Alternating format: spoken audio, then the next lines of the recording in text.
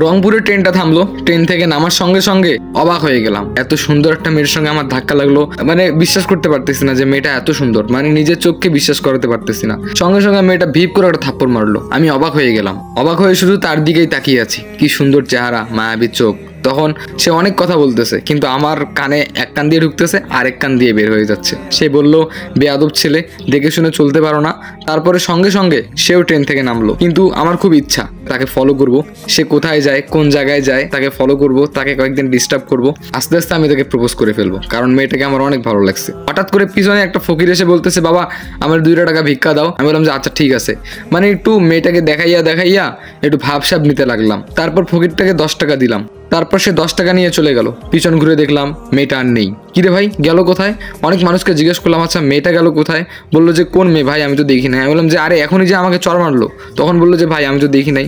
তারপর আমি স্টেশন থেকে বাইরে আসলাম। বাইরে এসে অনেক রিক্সাওয়ালাকে বললাম, এইমাত্র কি কোনো একটা মেয়ে কোনো রিক্সা নিয়ে গেছে? সবাই বলে যে না না, আমি তো জানি না ভাইয়া কোন মেয়ের কথা বলতেছেন। অবাক হয়ে গেলাম, তাড়াহুড়ো করে একটা ফ্রেন্ডকে ফোন দিলাম। ফ্রেন্ড কিন্তু স্টেশনেই দোকান, ওর দোকান আছে একটা, ওর বাইকও আছে। বাইকটা নিলাম, নিয়ে খুব তাড়াহুড়ো করে বিভিন্ন রাস্তার মধ্যে গেলাম, কিন্তু তার আর দেখা পেলাম না। আরে ভাই, মেয়েটাকে এতটা ভালো লাগছে যে আমি কখনো বলে বুঝাতে পারবো না একটা মানুষকে এতটা ভালো লাগতে পারে। অনেক খুঁজলাম, কিন্তু তাকে আর পেলাম না। বাসায় গেলাম, আম্মু বললো কিরে কি হয়েছে? আসার পর থেকে চুপচাপ। তারপরে আম্মুকেও বললাম, আম্মু শুনে হাসতেছে। আমি বললাম যে আম্মু তুমি হাসতেছো? তখন আম্মু বললো, ধুর ওইসব ট্রেন বাসের মধ্যে বিভিন্ন মানুষের সঙ্গে পরিচয় হয়, আবার হুট করেই তারা হারিয়ে যায়, তাদেরকে কখন পাওয়া যায় না। আর এগুলো নিয়ে মন খারাপ করে থাকিস না, যা তাড়াতাড়ি ফ্রেশ হ।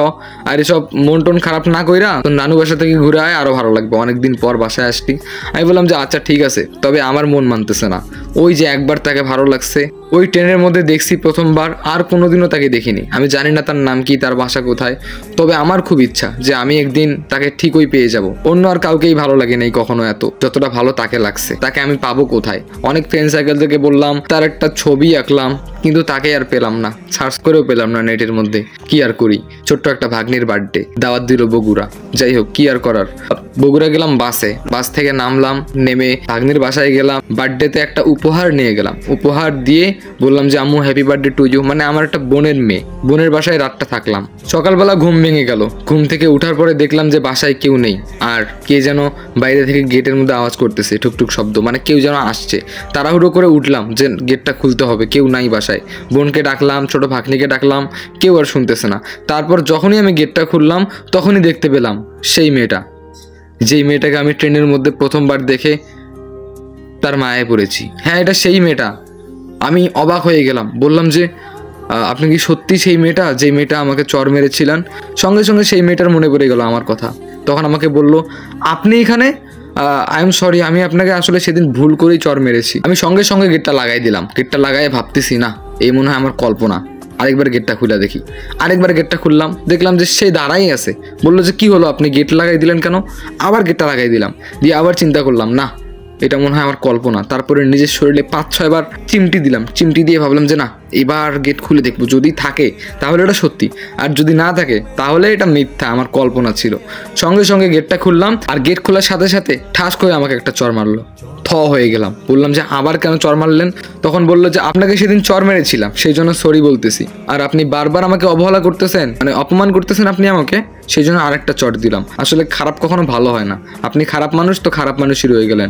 বাদ দেন, সোনিয়া আপু কোথায়? আমি বললাম যে সোনিয়া আপু কোথায় যে গেল এটা তো আমি জানি না, তবে আমি ঘুম থেকে মাত্র উঠলাম। আর তখন বললো যে আচ্ছা সোনিয়া আপু আপনার কী হয়? আমি বললাম যে ও তো আমার বোন হয়। আচ্ছা ঠিক আছে, আসলে বলবেন ইতি আসছিল। আমি বললাম যে ও ইতি। তখন বললো যে হ্যাঁ বলবেন যে ইতি আসছিল। আমি বললাম যে ও তাহলে আপনার নাম ইতি? তখন বললো যে আমার নামই ইতি। তাহলে কি আমি আপনাকে মিথ্যা বললাম নাকি এতক্ষণ? পাগল একটা। এইটা বলে সে চলে গেল। আমি খুশিতে আত্মহারা, নাচতেছি গাইতেছি। হঠাৎ করে তাকে পেয়ে যাব, এটা আমি কখনো ভাবতে পারি নাই। সেই 2 বছর আগে আমি ট্রেনে দেখেছিলাম, তার ফেস আমি এখনও ভুলতে পারি নাই। সব আম্মুর জন্য। আম্মু যে কেন বললো যে বোনের বাসা থেকে ঘুরে আয়, নানুর বাসা থেকে ঘুরে আয়, এখানে ঘুরতে এসেই পেয়ে গেলাম। যাই হোক, মনে মনে আম্মুকে অনেক ধন্যবাদ জানাচ্ছি। এখন যেহেতু পেয়ে গেছি, আর হাতছাড়া করা যাবে না। এবার মনে মনে ঠিক করলাম, প্রপোজ করতেই হবে যেভাবেই হোক। আপু আসুক, আপুকে আগে বলবো সে কে, তারপর তাকে প্রপোজ করব। তারপরে কি হলো জানেন? গেলাম প্রপোজ করতে। তো গাইস ওয়েট, এরকম বাস আর ট্রেনে তোমাদেরও কিন্তু অনেক ক্রাশ আছে। আচ্ছা, কার কার সঙ্গে এরকমটা হয়েছে যে বাসে হঠাৎ করে একজনকে ভালো লাগছে? এইটা তোমরা কমেন্ট করে জানাও। এটা হলো পার্ট 1। পার্ট 2 আমি খুব শীঘ্রই দিয়ে দিব। আর হ্যাঁ গাইস, কারা কারা টিকটক থেকে এসেছো কমেন্ট করে জানাই যাও please. Like, comment and share. দেখা হবে দ্বিতীয় পার্টে।